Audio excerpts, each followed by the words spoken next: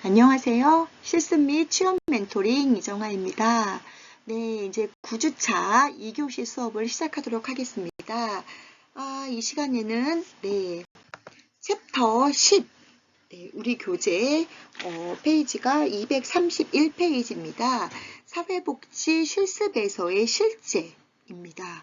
그래서 우리 면접 기술, 의사소통 기술, 관계 형성 기술 세 가지의 주제를 가지고 이 시간에 함께 공부를 해보려고 합니다. 이 세 가지의 내용은 여러분들 사회복지 실천론 또 실천 기술론에서 함께 공부한 내용과 많이 중복이 돼요. 네, 까먹으신 분도 계시겠지만 이제 강의를 듣다 보면은 저거 실천론 시간에 배웠던 건데 실천 기술론 시간에 배웠던 건데 하고 아마 기억이 나시는 분도 있으실 텐데요. 그때에 배웠던 내용들을 한번 정리해 보신다는 의미로 가볍게 보시면 될 것 같습니다. 네, 첫 번째로 면접 기술에 대해서 함께 공부를 해보도록 하겠습니다. 우리 교재 231페이지입니다. 네, 먼저 면접 기술, 면접의 이해입니다. 근데 면접은 말 그대로 우리 얼굴을 대면한다는 뜻이에요. 먼저 면접의 이해, 면접 혹은 면담이란 최소한 두 사람 이상이 어떠한 목적, 같은 공통된 주제 같은 게 있어야겠죠. 이것을 가지고서 함께 이야기를 나누는 건데요. 사회복지사가 클라이언트와 그의 문제를 이해하고 원조한다는 목적을 가지고 있는 거죠. 우리 취업을 위한 면접, 이런 것 면접도 있지만 우리 사회복지에서의 면접이라는 것은 최소한 2명 이상 사회복사와 클라이언트가 있는데 그의 문제를 가지고 뭔가 도와주는 그런 개념이라고 보시면 되겠습니다. 그러다 보니까 사적인 농담을 하고 그냥 우스운 얘기하고 이거보다는 전문적인 대화라고 보시면 되겠죠. 첫 번째로 사회복지사로서의 면접의 특징입니다. 첫 번째, 면접을 하기 위한 세팅과 맥락이 있다. 네, 면접을 왜 하는 거지? 네, 이게 필요하다는 거죠. 일단은 우리 사회복지사는 개인 누구누구, 개인 이정아 이것보다는 어느 기관의 사회복지사라는 그 기관을 대표하는 사람이기 때문에 특정 상황이 한정이 되어 있다는 거죠. 면접이 필요한 상황이 있다는 거예요. 두 번째는 면접은 목적과 방향이 있다는 것입니다. 그냥 안부가 궁금해서 안부가 궁금한 것도 물론 목적일 수 있겠지만 지나가다가 우연히 만나서 그게 아니라는 거예요. 먼저 클라이언트를 이해하고 돕고 클라이언트를 원조하는 목적과 방향이 있다는 거죠. 세 번째는 면접은 계약에 의해 수행이 됩니다. 우리가 몇 회기, 10회기, 16회기 이렇게 그 기간 동안 만나는 거기 때문에 계약에 의해 수행이 된다는 거예요. 그냥 시간이 남으니까 한번 얼굴 볼까? 이게 아니라는 거죠. 네 번째로는 특정한 역할 관계가 있습니다. 워커는 워커로서의 역할이 있는 거고 클라이언트는 클라이언트의 어떤 피면접자라는 역할이 있는 거죠. 이 역할 관계가 규정이 되어 있다는 것을 잊으면 안 된다는 거예요. 다섯 번째, 면접은 공식적인 활동입니다. 개인 대 개인이 만나는 것이 아니라 우리는 한 기관을 대표하는 사회복지사로서 그리고 클라이언트는 의뢰인으로서 공식적으로 만난다는 거죠. 다섯 번째, 면접의 목적은 단계마다 달라질 수가 있다는 거죠. 처음부터 본론을 얘기하는 클라이언트는 거의 없다는 거예요.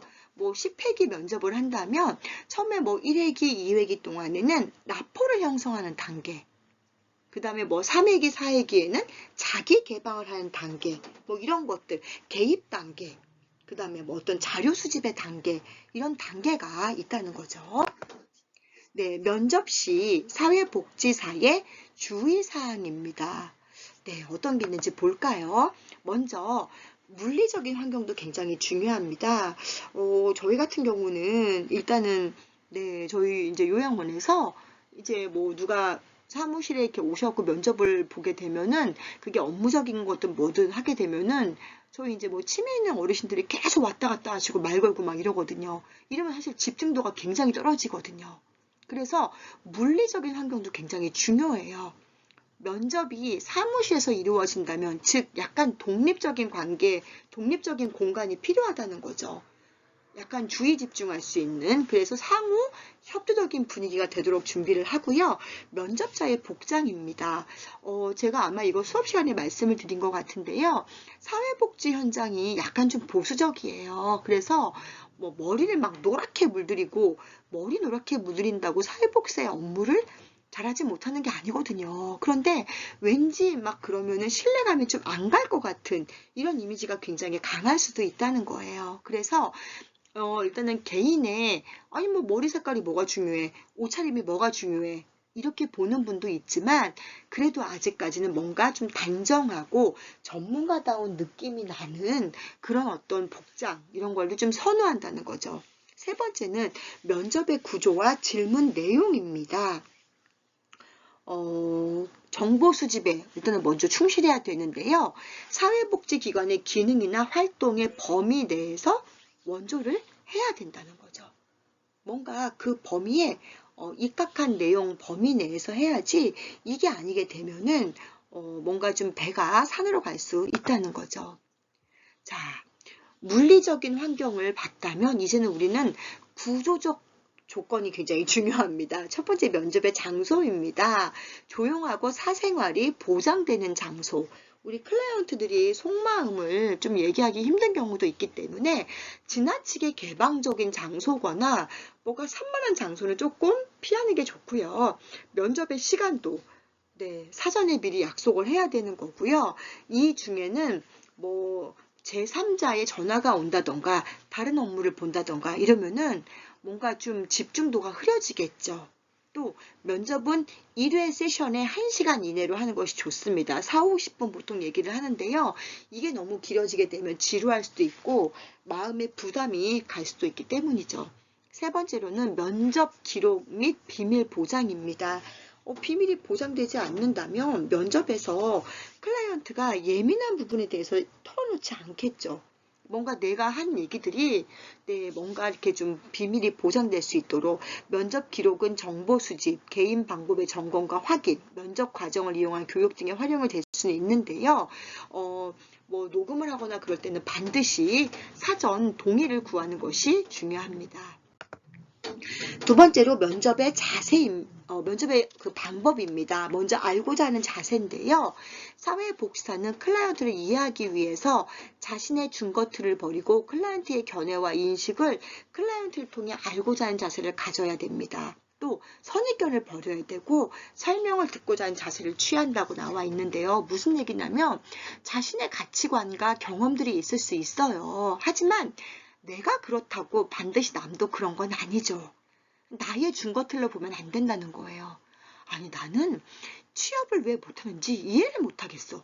이런 관점은 안 된다는 거예요. 클라이언트 나름대로의 사정이 있을 수 있거든요. 이것을 비심판적인 태도, 내 준거틀을 가지고 이거는 잘못됐다 이렇게 되면은 안 된다는 거죠. 그래서 알고자 하는 자세가 먼저 필요하는데요. 거기에 따른 구체적인 기술을 보도록 하겠습니다. 첫 번째는 관찰 기술입니다. 일단 우리가 관찰을 잘 해야지 이 사람이 뭐가 진심이고 뭐가 그냥 거짓인지, 뭘 감추고자 하는지를 좀 알 수 있거든요. 클라이언트가 말하고 행동하는 것에 주의를 기울이면서 단순히 보는 것이 아니라 클라이언트가 의미하는 것과 동시에 숨기고자 하는 게 뭔지를 찾아내는 거예요. 또 말은 이렇게 하지만 행동은 그렇지 않는 거. 우리 사회복지 실천 기술론에 보면은 엄마는 너를 사랑해 라고 말은 하고 있지만 아이가 달려오니까 이렇게 아이를 안아주는 게 아니라 몸을 피했다. 이러면은 그 엄마는 아이를 사랑한다고 말은 하지만 실질적으로 감정을 사랑하지 않는다고 이야기를 합니다. 그것처럼 클라이언트가 지금 말을 하는 것과 행동하는 게 일치하는지 이런 것을 본다는 거죠. 신체적인 표현, 몸의 긴장, 표정, 땀 흘리는지, 떠는지, 긴장하는지 이런 것도 보는데요. 우리가 관찰을 할 때에 무엇을 보아야 할 것인가에 대한 선택을 하는 것도 굉장히 중요하다는 거죠. 뭐 기본적으로 우리가 옷차림을 비롯해서 어떤 뭐 개인의 위생 상태 이런 것을 보면 성격도 보면 알 수 있겠죠. 그런 것도 중요하지만 얘기를 할 때에 굉장히 막 불안한 증세를 보인다던가 초점이 흐려진다던가 이런 것들도 자세히 봐야 될 기술입니다. 네, 시작할 때 어떤 말을 하는지, 또 종결할 때 어떤 말을 하는지, 대화 중 말하기 곤란한 게 나오게 되면 말을 회피하는 거, 어떤 말을 회피하는지, 또 계속 지금 반복적으로 하는 말은 무엇인지, 얘기의 주제가 한 가지 갖고 얘기를 하다가 다른 주제로 갔는데 또 그 얘기를 꺼낸다. 그러면 지금 클라이언트는 이것에 대해서, 이 주제에 대해서 지금 상당히 얘기를 하고 싶은 거예요. 이런 것들을 알아야 된다는 거죠. 또 일관적이지 않은 내용이 있습니다. 아까 앞에서는 이렇게 말했는데 뒤에 가니까 의미가 혼란스러워요. 아깐 이거 아니라며 또 이렇게 하네? 뭐 이런 것들. 클라이언트가 가지는 양가 감정이 뭔지, 서로 모순된 얘기를 하고 있는지는 않는지, 혼란스러운 거는 어떤 것인지, 클라이언트 자신도 뭔가 감정이 정리가 안 되는 이야기를 할 때가 있습니다. 그것이 무엇인지를 알아내는 게 중요한 거죠. 또 갑자기 침묵을 하는 경우가 있어요. 이런 경우는 이거에 대해서 말하고 싶지 않다는 거거든요. 뭔가 불편한 거예요. 혹은 뭔가 이거에 대한 감정이 지금 격해져 있을 때 이런 경우도 있을 수 있습니다. 네, 마지막으로는 비언어적 표현이 어떤 것인가, 클라이언트가 면담 중에 취하는 자세, 뭐 어떤 대목에서 흥분을 하는지, 어떤 대목에서 목소리가 떨리는지, 톤이 높아지는지 이런 것들도 굉장히 중요한 내용이라고 할 수 있겠죠. 비언어적 표현은 클라이언트의 감정을 읽을 수 있는 중요한 단서입니다. 굉장히 침착한 척 하지만 감정이 흔들린다는 거, 이런 것들을 알아차릴 수 있는 클라이언트가 말로 해주지 않는 정보들을 알아낼 수 있는 기술이라고 할 수 있습니다. 두 번째는 경청의 기술입니다. 네, 여기서 핵심 단어가 나오죠. 면접에서 가장 중요한 기술 바로 경청입니다. 클라이언트가 무엇을 말하는지, 면접자의 질문에 어떻게 반응하는지 듣는 건데요. 일단 사람은 기본적으로 내 말을 잘 들어주는 사람한테 자꾸 얘기하고 싶은 마음이 있거든요. 이런 부분들. 초보 사회복지사가 범하기 쉬운 실수는 급하게 여러 가지 말을 하고 말을 많이 하는 거. 클라이언트가 충분히 말하기도 전에 이제 주제를 바꾸거나 이런 경우도 있을 수 있다는 거예요. 그렇기 때문에 우리는 이제 그런 경우에 충분히 기다려주는 그런 시간이 필요합니다. 자, 경청 기술을 통해서 우리는 클라이언트의 대화를 충분히 듣고 있는데 클라이언트가 갑자기 침묵을 할 때가 있어요. 근데 그 침묵이 무조건 좋고 무조건 나쁜 건 아니라는 거예요. 침묵의 의미는 다양한데 먼저 클라이언트가 자신의 생각을 내면적으로 좀 정리하고 싶을 때, 혹은 말하는 도중에 갑자기 감정이 격해져서 자기 중 감정을 다스리고 싶을 때, 이럴 때 침묵을 할 수 있습니다. 또는 진짜 할 말이 없는 경우, 이런 경우에는 좀 우리가 시간을 두고서 기다려줄 필요가 있다는 것입니다. 세 번째는 질문의 기술이에요. 너무 한꺼번에 우리가 FBI 아니라 그랬죠. 너무나 많은 것을 질문하거나 이런 경우는 혼란을 줄 수 있기 때문에 폐쇄형 질문과 개방형 질문을 적절하게 활용한다.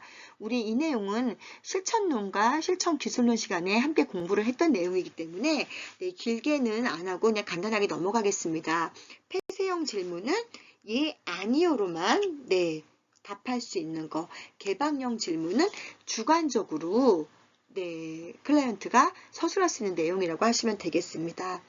자, 우리 교재의 237페이지에 보시면은 면접 시 피해야 하는 질문의 유형이 있습니다.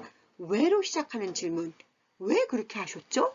이거는 뭔가 클라이언트를 비난하는 것 같은 뉘앙스를 주기 때문에 클라이언트가 약간 위화감을 느끼거나 자신의 행동을 정당화시키려고 방어적 태도를 취한다는 거죠. 그러니까 왜로 시작하는 질문을 조금 피하는 게 좋고요.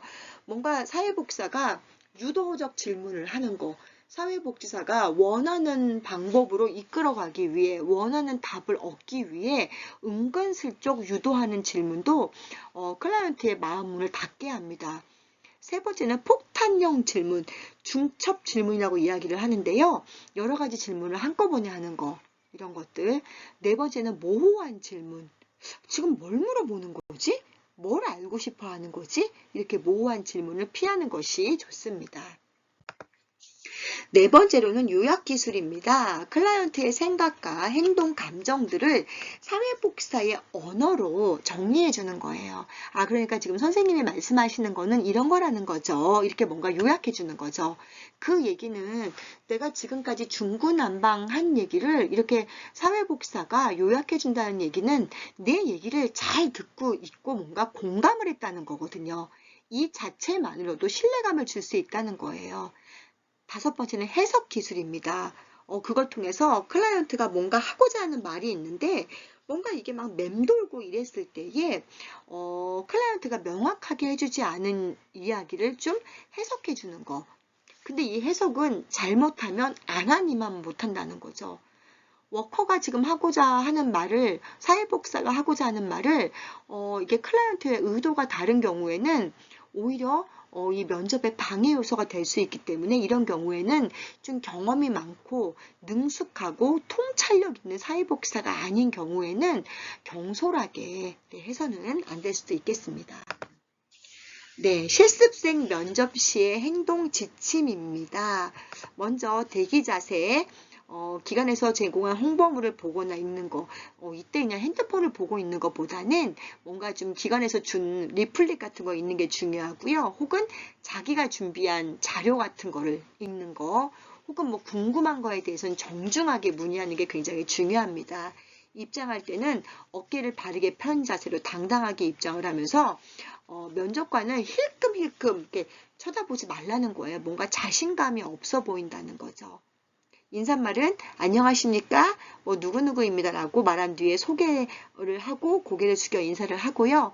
너무 크게 말하거나 너무 작게 말하지 않고요. 그냥 앉지 말라는 거예요. 앉으라고 말할 때까지 서 있는 게 좋습니다. 앉으라고 안내를 받으면 회장 자리에 앉으시면 되겠습니다. 그래서 이제 우리가 앉았어요. 착석을 했습니다. 자, 그 다음에는 엉덩이를 의자 끝에 붙이고 끝까지 엉덩이를 밀어 넣고 구부정하게 앉지 말고 곧게 펴면서 자연스럽게 얘기하고 여자는 오른손을 위로 포개어서 무릎 한가운데 손을 포개는 게 우리가 앉아 있을 때나 서 있을 때 참 이 손을 어떻게 될지 몰라가지고 어디를 만지거나 손으로 뭐 허리를 짚거나 이런 경우 있는데요. 그냥 앉아가지고 왼손을 먼저 놓고 그 위에 오른손을 남자는 그냥 무릎 위에 올리고 그냥 가볍게 주먹을 쥔 자세가 단정해 보인다는 거죠. 다리를 떨거나 하지 말고 다리를 벌리고 앉지도 말라는 거예요. 시선은 정면을 바라보고 면접관의 또 눈을 너무 째려보면 그러니까 약간 면접관의 입이나 턱 쪽을 보면 되겠고요. 질문할 때에 좀 시선을 마주치면서 뭐 끄덕끄덕 하는 거 질문이 이해가 됐으면 그리고 면접관이 여러 명이 있는 경우에는 한 명만 보지 말고 여러 사람을 보라는 거죠. 또 산만하게 막 눈빛이 왔다 갔다 하면은 굉장히 좀 뭔가 부자연스럽고 불안해 보이기 때문에 그렇게 하는 것이 좋습니다. 목소리가 나오는데요. 그냥 저는 개인적으로 이렇게 말끝을 흐리는 목소리를 굉장히 싫어하거든요. 말하다가 아니 제가 이렇게 했는데 이렇게 뭐 이런 말투 그러지 마시고 자신감 있고 당당하게 그리고 평소에 대화하는 것보다는 약간 크게 하지만 너무 크게 하면 안 된다는 거죠. 그리고 면접관이 조그맣게 물어봤다고 나도 조그맣게 물으면 안 된다는 거예요. 말의 속도가 너무 빠르거나 또 늦으면 안 되고 자연스럽게 중요한 사항은 조금 힘을 주어서 뭐 천천히 말하거나 좀 강조하는 것도 좋고요. 기본적으로 좀 생기 있는 거 너무 사람이 어둡거나 너무 가라앉아 있으면은 우울한 인상을 줄 수 있습니다. 자, 표정은 무표정한 표정은 왠지 화나 보이거든요. 찡그리거나 피곤하거나 이런 것도 좀 그렇고요. 약간 우리가 선한 인상, 약간 미소를 그냥 우리 왜 실실 웃는다 그러죠. 이거는 좀 안 돼요. 그냥 편안하지만 약간 좀 밝은 얼굴로 하시면 좋겠습니다. 때로는 난처한 질문을 받을 수 있어요. 이런 경우에도 당황하지 마시고 그냥 자연스러움을 유지하시고 모르는 내용을 질문 받았을 때는 그냥 잘 모르겠다고 그냥 얘기하시면 됩니다. 모르는 게 죄는 아니기 때문에. 네. 퇴장 시에는 질문이 끝났다고 그냥 확 나가시면 안 된다는 거예요. 예, 나가도 좋습니다. 라고 말을 하시면 그때 일어나서 바른 자세로 나가는데요. 인사말 고맙습니다. 감사합니다. 이런 등을 네, 하시면서 조용히 뒤로 돌아서 살며시 문을 살짝 열고 나온 뒤 반드시 문을 닫는 거. 그리고 퇴장하면서 뭐라고 궁시렁대는 거. 이거는 굉장히 네, 마이너스 요인입니다. 이런 부분들 조금 주의하실 필요가 있겠습니다. 자, 면접 시 성공적인 대화법을 위한 유의사항인데요. 이제 우리 보통 네, 미괄식이라고 하는 대화가 있고 두괄식이라고 하는 대화가 있는데요. 결론부터 이야기하면 두괄식, 머리에 두는 거고 마지막에 결론을 이야기하면 미괄식입니다. 근데 마지막에 결론을 이야기하는 경우는 이 중간에 얘기를 다 들어야 되기 때문에 지루할 수 있거든요. 그래서 항상 우리는 결론부터 이야기하고 이유를 설명하는 두괄식의 대화를 하면 되고요. 올바른 경어와 존칭, 그 다음에 질문의 요지를 파악하고 예면 예, 아니요 아니요 하고 명확하게 면접이 진행되는 동안에 미소, 하하하 웃으라는 게 아니에요. 약간 입가의 미소 정도. 그리고 미리 예상 질문을 받아보면 좋겠죠. 우리 면접 볼 때, 실습 면접 볼 때 사실 뭐 뻔하거든요. 그런 부분들. 또 그리고 어떤 논리적으로 뭔가를 물어보면은 우리도 논리적으로 답해야 되는데 논리적으로 물어봤을 때 당황한 나머지 감정적으로 답하시는 분들이 계세요. 막 흥분해서 이렇게 하면 안 된다는 거예요. 최후의 순간까지 최선을 다하고 이게 또 상황 대처 능력, 좀 임기응변이라 그러죠. 사실 사회복지 실천 현장에 가시면은 클라이언트를 대할 때도 그렇고 혹은 뭐 직장 동료를 대할 때도 그렇고 우리가 좀 임기응변이 필요한 순간들이 많이 있어요. 네, 이런 것들. 그리고 위트, 유머라고 이야기를 하죠. 장난스럽게 하는 얘기가 아니라 적절한 유머 같은 거는 내 호감도를 높이고 끝말을 흐리거나 더듬기 이런 것들 뭐 특정한 단어를 제가 정말 솔직히 얘기해서 솔직히 말해서 정말 솔직히 이런 단어를 너무 많이 쓰게 되면은 좀 불편한 감정을 줄 수도 있기 때문에 이런 경우는 조금 지양하는 것이 좋겠습니다. 네, 두 번째로 의사소통의 기술입니다. 네, 의사소통, 네, 공통 또는 공유를 의미하는 라틴어, 네, 커뮤니스, 여기서 우리 커뮤니케이션 이렇게 얘기를 하죠. 정보와 의사를 교환하고 서로 핑퐁 행동에 영향을 미치는 과정이라고 할 수 있습니다. 그래서 구어나 문어, 말로 하는 거나 문어, 글로 하는 거나 또 몸짓, 손짓, 표정, 눈맞춤 이거 다 알 수 있다는 거죠. 우리 운전하다가 상대방 운전자가 저한테 욕을 했어요. 그럼 욕에 그 소리는 들리지 않는데 얼굴 표정을 보면 우리는 신기하게 욕을 잘 알아볼 수 있죠. 바로 이렇게 표정이라던가 제스처로 우리는 알아볼 수 있다는 거예요. 자, 그렇다면 의사소통의 이해입니다. 우리가 인간관계에서 문제가 되는 모든 것의 대부분 다 이 소통의 문제거든요. 아, 저 사람은 말을 너무 기분 나쁘게 해. 보통 이것 때문에 인간관계에 영향을 미치거든요. 그러면 우리가 이제 면접을 통과해서 실습을 나갔어요. 그러면 어찌되었든 슈퍼바이저, 실습 지도자의 실습을 받아야 되기 때문에 실습 지도자와 의사소통이 되게 잘 돼야 된다는 거죠. 일단은 경청의 가장 중요합니다. 두 번째는 명확한 의사소통, 또 감정이입, 또 언어적, 비언어적 이것을 모두 다 사용할 수 있어야 된다는 거죠. 반면에 실습 지도자는 실습생에게 기본적인 의사소통의 훈련을 시키면서 실습생에게 자신의 의사소통 유형을 탐색하는 과제를 제출할 수도 있다는 거예요. 왜냐하면 사회복지 현장에서는 자신의 의사를 제대로 표현할 수 없는 클라이언트도 많이 있다는 것입니다. 그렇기 때문에 소통 기술은 상당히 중요한 기술이라고 할 수 있습니다. 첫 번째로 언어적 의사소통입니다. 네, 언어적 의사소통은 가장 명확하죠. 말이나 글로 하기 때문에. 하지만 물론 말로 해도 약간의 의미가 다른 경우가 있어요. 잘한다. 이거랑 잘한다. 이건 다른 의미인 거죠.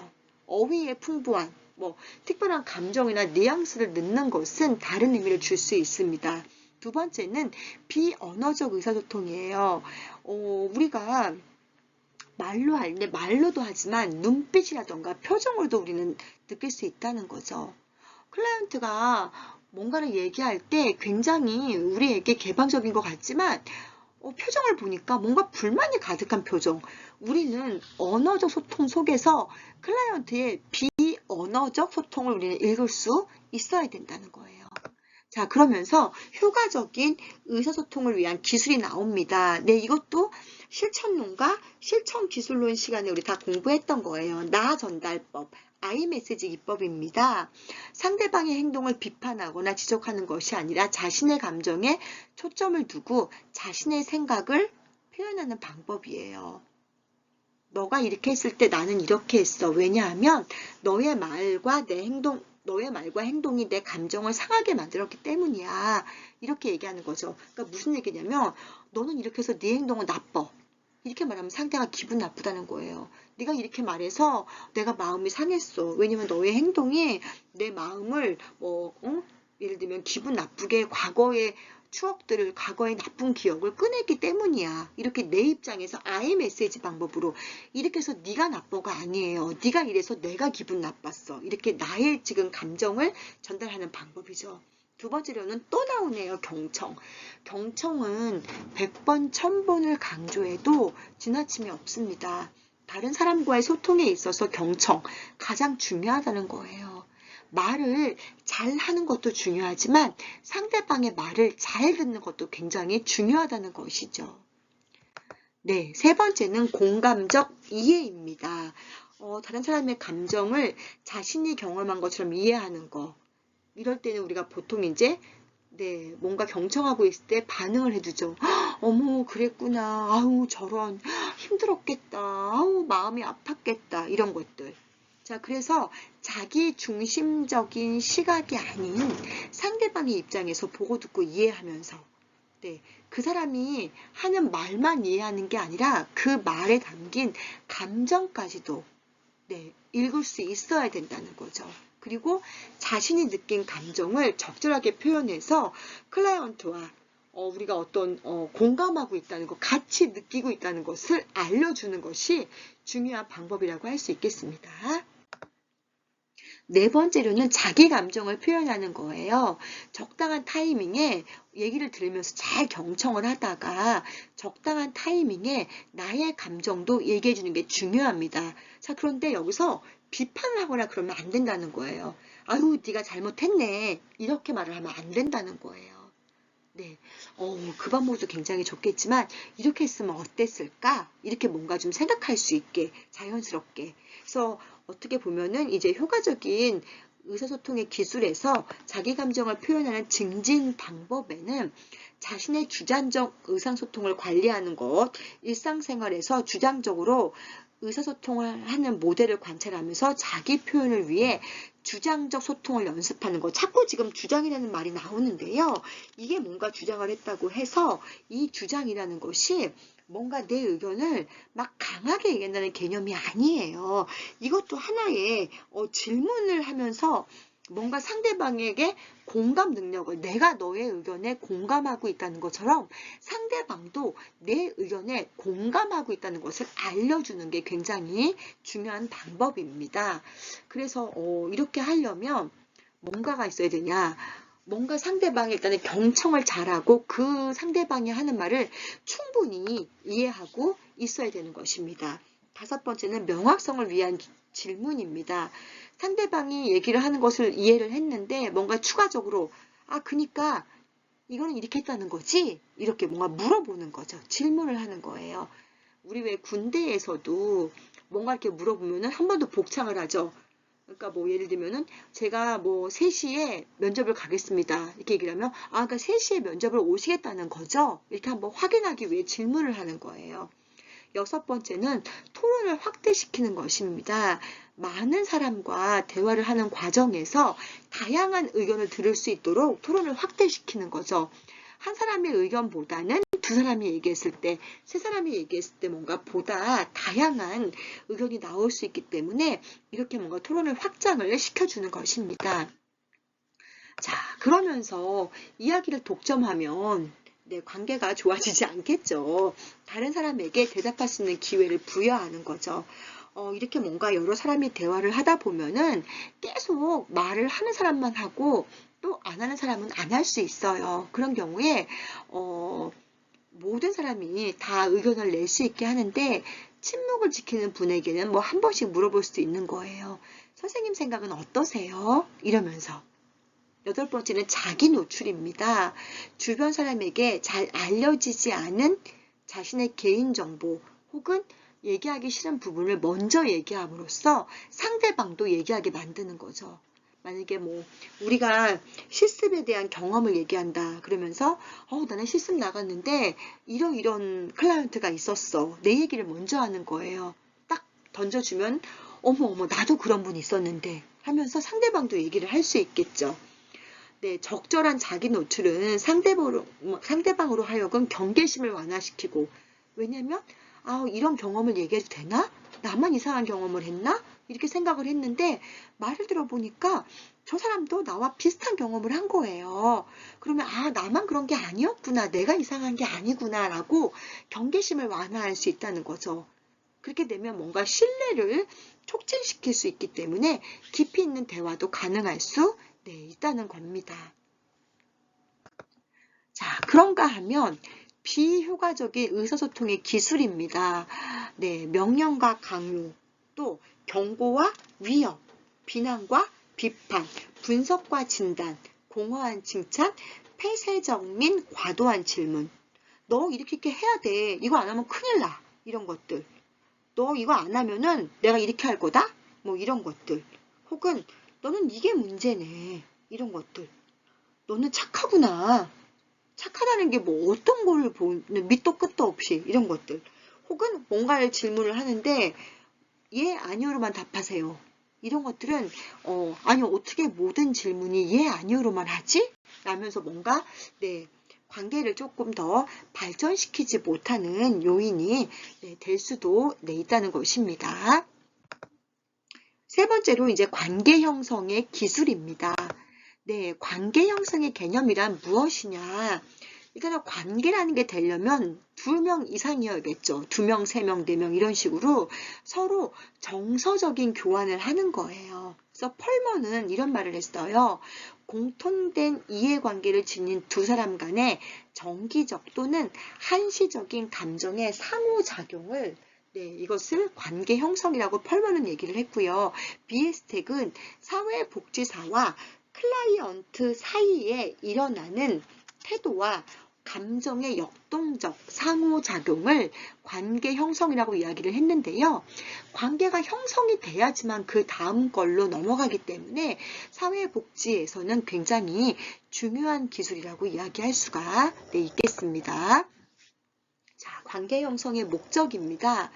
클라이언트가 가지는 문제를 해결하거나 자원을 연결하라고 하는데 관계 형성이 안 되면 뭔가 마음 문을 열지를 않겠죠.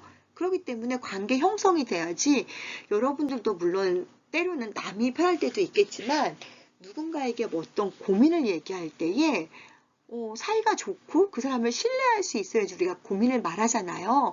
관계 형성도 마찬가지라는 거예요. 그래서 이럴 때 사회복지 실천에서의 관계는 특별히 자발적인 클라이언트를 돕는 과정을 촉진하는 매개물이다. 즉, 이 관계의 질은 사회복사의 역량, 개입에 대한 클라이언트의 수용 정도, 클라이언트를 돕는 과정 등에 따라서 결과가 달라질 수 있다는 거예요. 즉, 클라이언트와의 관계가 얼만큼 좋냐가 영향을 미친다는 거죠. 저희도 마찬가지예요. 시설에서 크고 작은 안전사고들이 발생을 하는데요.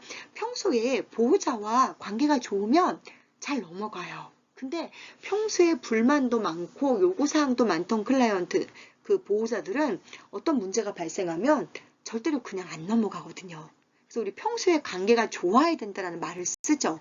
이게 바로 관계 형성의 기술이라고 할 수 있겠습니다. 그러다 보니까 관계 형성의 개념은 전문적 관계가 성공적으로 형성되었을 때에 내 장점을 이야기할 수 있는데요. 문제 해결 과정에서 생기와 활력을 불어넣는다. 제가 방금도 말씀드렸죠.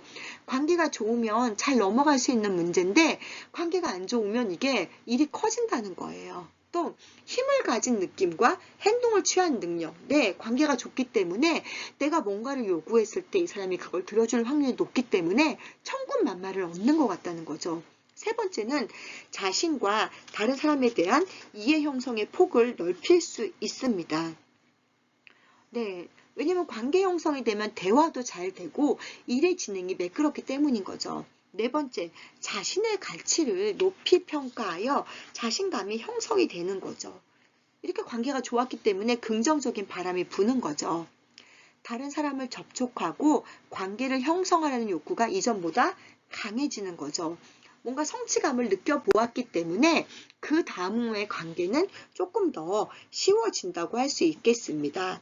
그럼 우리는 실습에서 어떤 관계를 형성해야 되나? 우리 교재 251페이지부터 252, 253페이지까지 나와 있는데요. 첫 번째는 동료 실습생과의 관계 형성입니다. 동료 실습생은 약간 경쟁의 관계일 수도 있는데요. 결국은 우리 사회복지는 팀플레이이기 때문에 동료와 또 협력해야 되는 문제들도 많이 있다는 거예요. 어떤 과업을 할 때 좀 더 동료와의 관계가 좋게 되면은 건설적으로 참여를 할 수 있다는 거죠. 두 번째는 그 기관에서 나보다 먼저 오신 사회복지사와의 관계 형성입니다. 우리보다 먼저 경험을 했고 나를 직접적으로 도와줄 수 있는 분이기 때문에 그분들의 역량이라던가 업무 분야에 대해서 우리가 조금 더 어떤 기술을 배울 수 있다는 거죠. 세 번째는 클라이언트와의 관계 형성입니다. 라포가 잘 형성이 돼야지 많은 정보를 얻을 수 있고 우리가 개입했을 때에 긍정적인 결과물을 얻을 수 있고요. 실습이 또 끝나더라도 계속 그 기관에 남아 있어서 연을 맺을 수 있는 그런 중요한 매개체가 될 수 있다는 것입니다. 자, 그렇다면 우리 관계 형성에 대한 7가지 원칙. 네, 우리 이거 전부 다 우리 실천론, 실천 기술론 시간에서 함께 공부했던 내용이기 때문에 간단하게 읽고 넘어가겠습니다. 개별화의 원칙. 클라이언트는 독특한 자질을 가지고 있습니다. 의도적 감정 표현.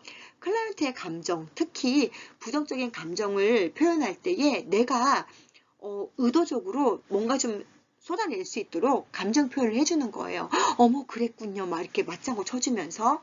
세 번째는 통제된 정서적 관여입니다. 클라이언트에 대해서 어떤 말을 하고 싶어도 내가 함부로 내 감정 그대로 쏟아내면 안 된다는 거예요. 이거에 대해서 굉장히 클라이언트는 민감하게 반응할 수 있기 때문에 내 감정을 좀 잘 다스려서 얘기할 필요가 있다는 거죠. 네 번째는 수용입니다. 클라이언트의 존엄성, 가지고 있는 특성을 있는 그대로 받아들여 주는 거죠. 네, 다섯 번째는 비심판적인 태도입니다. 앞서도 말씀을 드렸지만 아우 잘못했네 그렇게 하면 안 되지 이렇게 우리가 언어적으로든 비언어적으로든 표현하면 안 된다는 거예요. 여섯 번째 클라이언트의 자기 결정입니다. 우리가 원하는 방향으로 끌어내고 싶더라도 클라이언트가 결정한 것에 대해서는 우리가 당연히 인정을 해줘야 된다는 거죠. 일곱 번째는 비밀 보장입니다. 클라이언트의 정보를 사회복지사가 어떤 치료 목적, 개입의 목적 이외에 제3자에게 누설을 하면 안 된다는 거죠. 네, 이것들이 되지 않으면 클라이언트는 우리를 신뢰하지 않을 수도 있다는 것입니다. 네, 이렇게 해서 9주차 2강 수업이 끝났습니다. 저는 9주차 3교시 수업에서 우리 사회복지 실습에서의 실제 두 번째 챕터 11로 다시 인사드리겠습니다. 여러분 수고 많으셨습니다. 감사합니다.